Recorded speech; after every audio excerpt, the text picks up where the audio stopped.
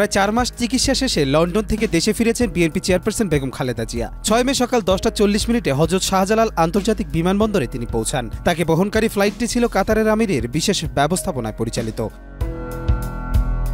এ সফরে খালেদা জিয়ার সঙ্গে দেশে ফিরেছেন তার বড় পুত্র তারেক রহমানের স্ত্রী ডাক্তার জোবাইদা রহমান ও ছোট ছেলে প্রয়াত আরাফাত রহমান কোকোর স্ত্রী সৈয়দা শারমিলা রহমান স্মৃতি। বেগম জিয়ার আগমন উপলক্ষে বিমানবন্দর থেকে গুলশানের ফিরোজা ভবন পর্যন্ত রাস্তা জুড়ে দলীয় নেতাকর্মীদের ব্যাপক উপস্থিতি লক্ষ্য করা গেছে। তাকে এক নজর দেখার জন্য সকাল থেকে সড়কের দুপাশে অপেক্ষা করছিলেন হাজারো সমর্থক ও নেতাকর্মীরা।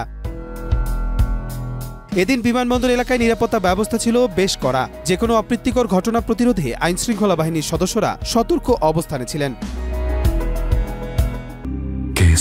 শেকড় থেকে শিখরে 5 মে বাংলাদেশ সময় রাত 9:35 খালেদা জিয়াকে বহনকারী এয়ার অ্যাম্বুলেন্সটি লন্ডনের হিথ্রো বিমানবন্দর থেকে ঢাকার উদ্দেশ্যে যাত্রা শুরু করে। পথে কাতারের রাজধানী দোহার হামাদ আন্তর্জাতিক বিমানবন্দরে 1 ঘণ্টার যাত্রা বিরতি নেওয়া হয়। দীর্ঘ রাজনৈতিক অচলাবস্থার মাঝে বেগম জিয়ার এই প্রত্যাবর্তনকে ঘিরে বিএনপির নেতাকর্মীদের মধ্যে নতুন করে উদ্দীপনা ও আশা জেগে উঠেছে। কবির চৌধুরী, মাই টিভি, ঢাকা।